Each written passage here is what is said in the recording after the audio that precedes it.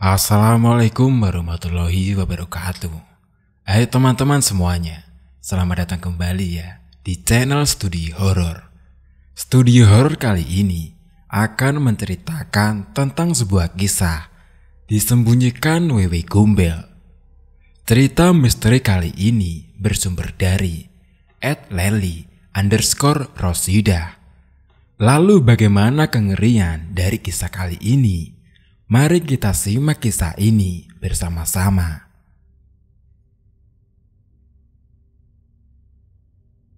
Disembunyikan Wewe Gombel, jangan keluar rumah saat suruh.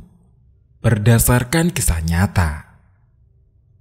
Ditinjau dari judulnya, seperti yang kita ketahui, cerita seperti ini sangatlah umum dan seringkali kita mendengarnya.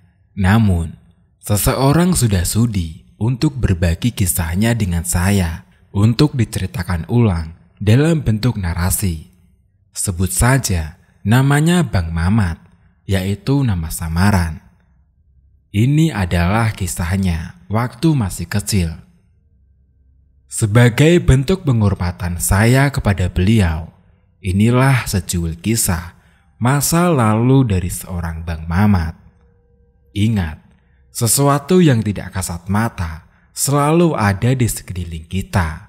Waspadalah. Semburat jingga mulai tampak menghiasi langit, tanda akan beralihnya waktu. Biasanya, memasuki pergantian hari seperti ini, anak-anak sudah diperingatkan para orang tua agar pulang dan segera masuk rumah.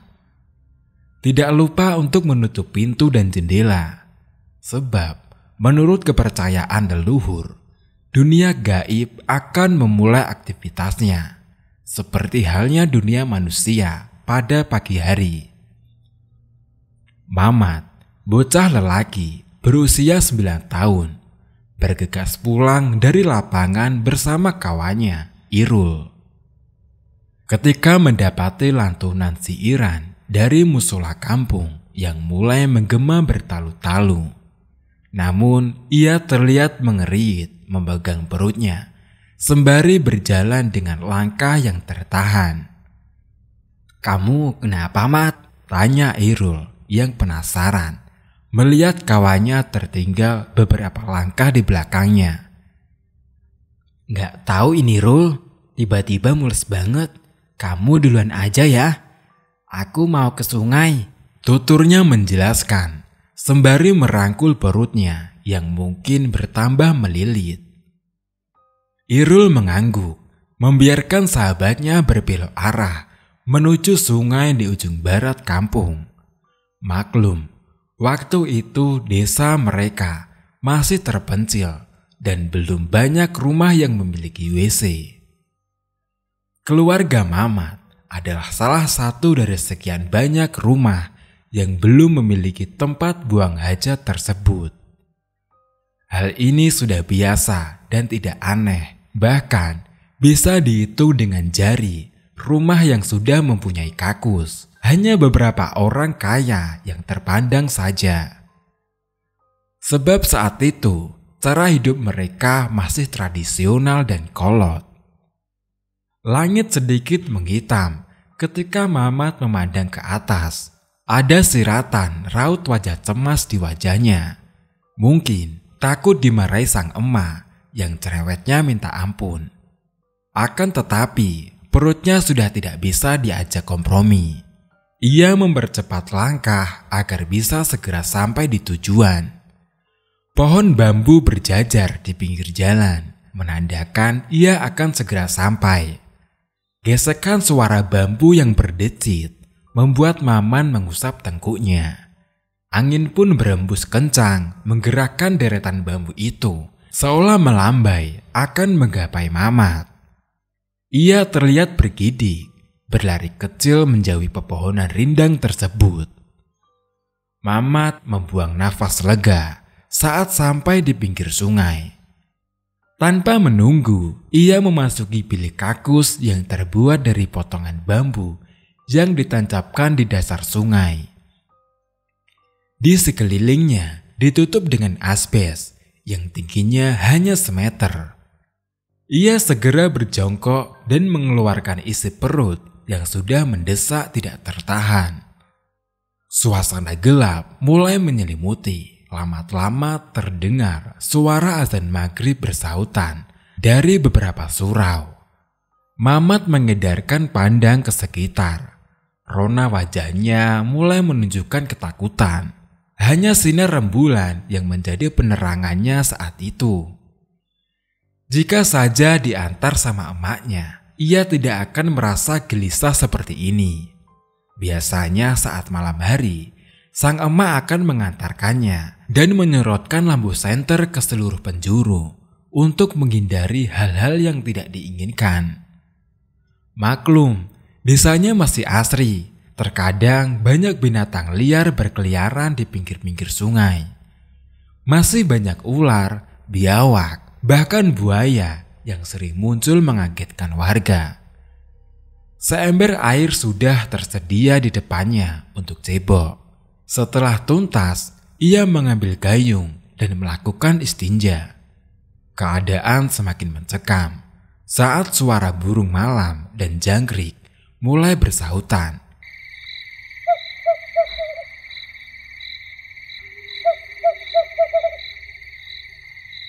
Ia berdiri dan bersiap akan pulang.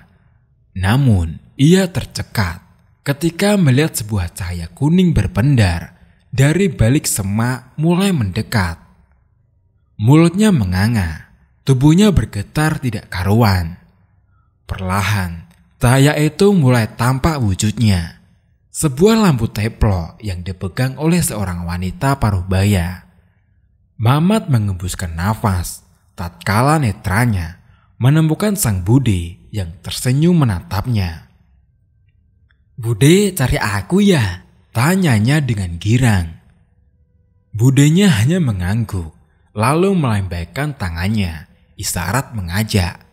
Mamat pun mendekat, dirangkulnya bahu si ponakan itu, dan mengajaknya untuk berjalan. "Mau ikut Bude?" tanya wanita berkebaya coklat itu, tanpa memandang Mamat. Pandangannya lurus ke depan, sembari mengangkat lampu penerangan di depannya. "Kemana? Kalau dimarahi emak gimana Bude?" Polos ia bertanya dengan mengangkat kepala, memandang wajah kakak kandung emaknya itu. "Pasar?" Jelas dan singkat, ia menjawab. Mamat hanya menganggukkan kepala, tanda ia setuju. Seolah berpikir, tidak apalah jika budenya yang mengajak. Sang emak tidak mungkin mempermasalahkannya. Keduanya pun berjalan sambil melewati tepi sungai, sambil bergandengan tangan. Nampak kebingungan di wajah Mamat tatkala memasuki sebuah pasar malam. Tempat itu begitu ramai, lalu lalang warga memenuhi jalanan. Berbagai makanan dan kebutuhan hidup memenuhi lapak-lapak penjualan.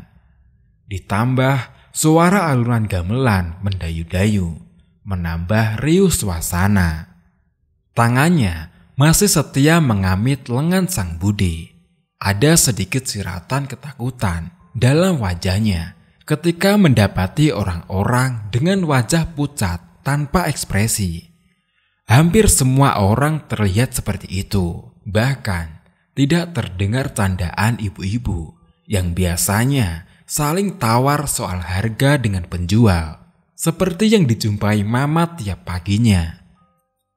"Bude, kok emak nggak pernah ngajak Mamat ke sini ya? Ini pasar baru." tanya bocah berkaos hijau itu, sembari menarik lengan budenya.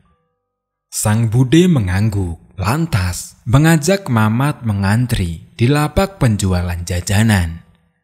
Aroma harum, gurih, dan legit memenuhi rongga hidungnya. Terlihat dari caranya mengendus dan mengusap perut, seakan tidak sabar ia mulai sumringah. Pantas saja sejak siang tadi ia belum kemasukan apapun untuk mengganjal perutnya. Ia seperti kalap saat sang bude mempersilakannya memilih apa saja yang ia mau. Mulai dari es dawet, bihun goreng, juga beberapa kue basah yang masih mengepul menggiurkan. Belum lagi tambahan beberapa buah-buahan mewah yang hampir tidak pernah ada di meja makan di rumahnya. Seperti anggur, apel, juga kelengkeng kesukaannya itu. Kantong kreseknya penuh berjubel. Mamat pun sangat girang, sebab selama ini ia tidak pernah membeli makanan sebanyak itu. Status yatim yang disandangnya sejak berumur 3 tahun membuat emaknya selalu membatasi segala apa saja yang diinginkannya karena pekerjaan emaknya yang tidak menentu. Mamat diajak duduk di sebuah pelataran pendopo yang menampilkan pagelaran wayang orang. Mereka memilih duduk paling belakang di atas tikar bambu yang sudah digelar memanjang. Plastik jajan ditaruh budenya di depan Mamat. Tanpa menunggu arahan sang bude, bocah itu sudah membuka dan melahap beberapa jajan yang sudah dibelinya. Lengkingan suara tokoh wayang wanita begitu merdu, mengalun-alun mendendangkan lagu Jawa. Mamat bukannya menikmati penampilan drama musikal di depannya itu, tetapi lebih senang melahap makanan yang jarang sekali ditemuinya di rumah. Tidak hentinya ia mengunyah, diselingi seruputan es dawet dalam bungkusan plastik dengan sedotan itu. Terdengar riuhan gelak penonton, membuat Mamat ikut terbahak. Entah dia tahu apa yang mereka tertawakan atau tidak.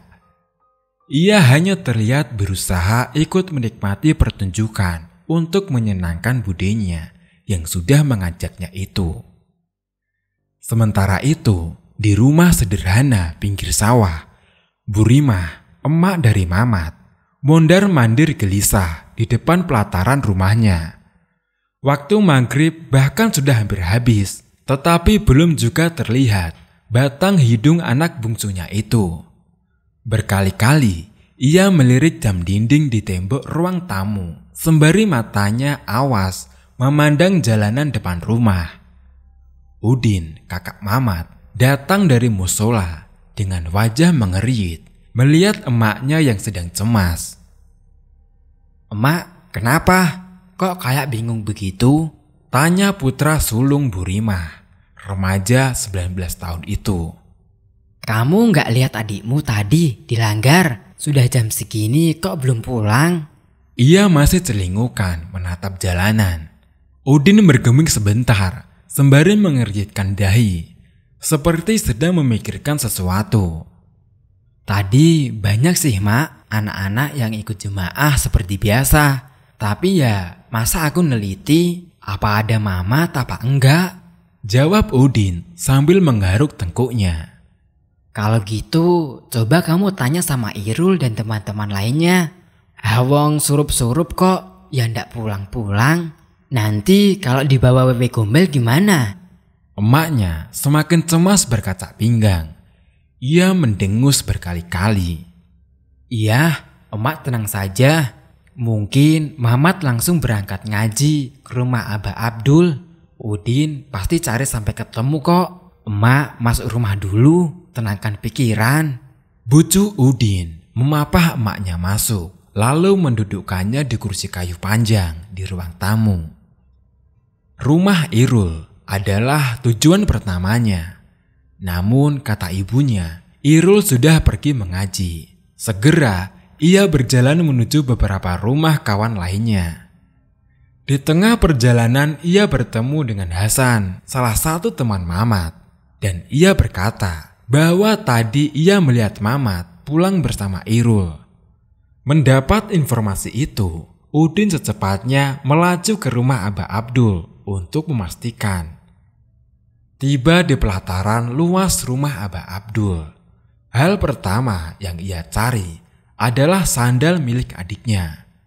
Akan tetapi ia tidak menemukannya, meski sudah menggeser beberapa tumpukan sandal yang ada. Dari dalam rumah, seorang anak yang melihat gelagat Irul melaporkannya pada sang ustadz. Dalam sekejap saja, Abah Abdul sudah berdiri di depan Udin yang masih sibuk memporak-porandakan sandal. Maklum, dulu masih sering ditemukan maling sandal. Abah Abdul berdiam keras, membuat Udin berjingkat kaget. Abah, maaf, saya lagi cari Mamat, tapi kok nggak nemu sandalnya ya? Ia menggaruk tengkuknya yang tidak gatal sebab tidak enak. Hari ini Mamat nggak ngaji, memang di rumah nggak ada ya? Jawab Abah Abdul yang makin membuat keduanya kebingungan. Mendengar kisah dari Udin, dari dalam ruangan, Irul keluar dan berjalan mendekat, lantas menceritakan apa yang ia tahu. Mas Udin, tadi pas pulang saat surup, Mamat pamit ke sungai, perutnya mules katanya. Ungkap Irul yang semakin membuat Udin kaget.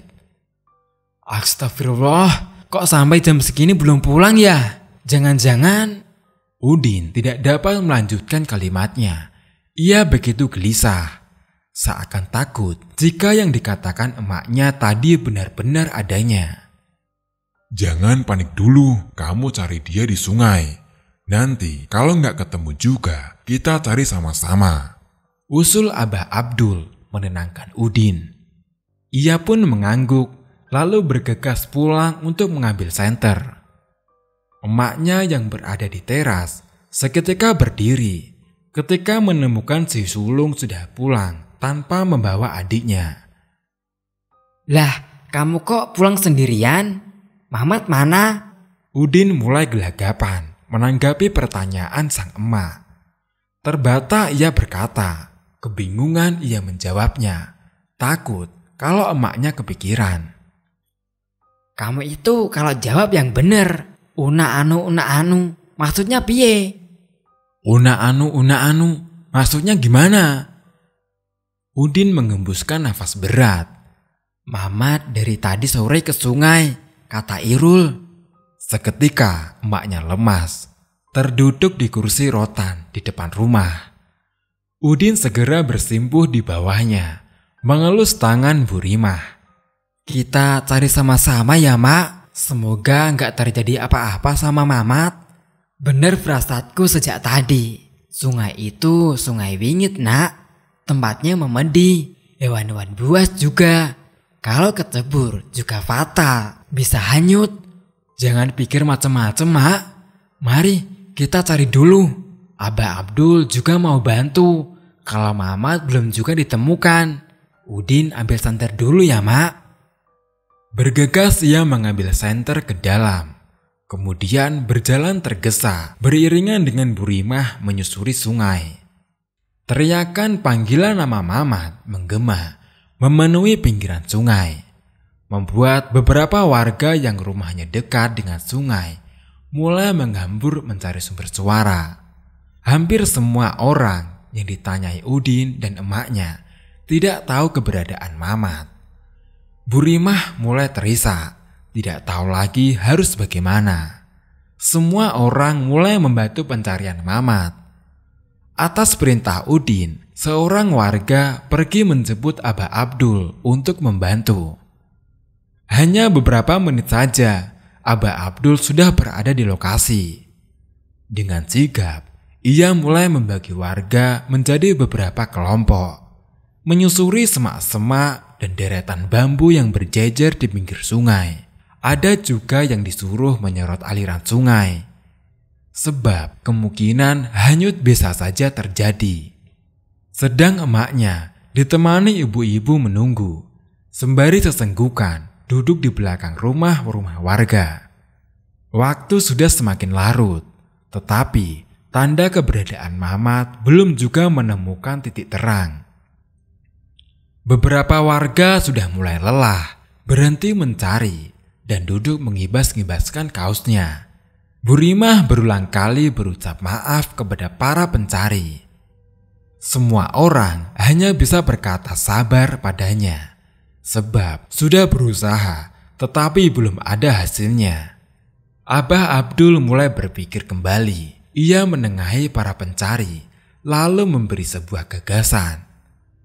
Maaf Bu Rimah, saya harus mengatakan ini. Sepertinya hilangnya Mamat ini ada hubungannya sama makhluk tidak kasat mata. Saya minta semua orang mengambil apa saja peralatan dapur dan menyembunyikannya, sembari memanggil nama Mamat.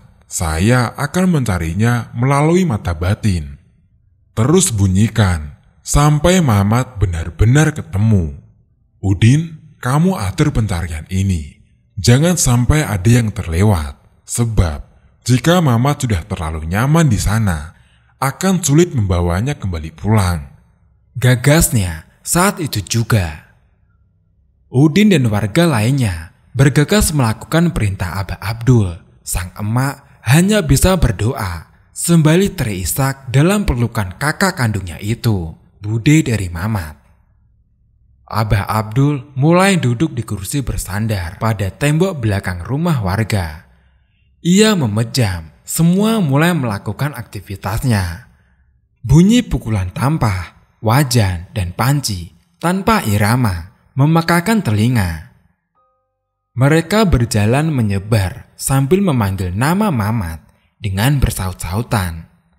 Sementara itu, di dunia yang berbeda, Mamat beserta orang yang mirip budinya itu masih asik duduk menikmati pertunjukan. Perut Mamat terlihat membuncit, sepertinya ia kekenyangan, tetapi merasa sayang jika tidak dihabiskan. Buahnya dimakan juga biar tambah sehat. Habis ini kita pulang ke rumah Bude ya. Sudah malam soalnya. Bujuk sang Bude menyodorkan buah. Mamat melahap semua buah-buahan itu tanpa jeda. Semuanya semakin merekah. Namun, lamat-lamat ia mendengar suara tabuhan benda serampangan yang membuatnya mengerit.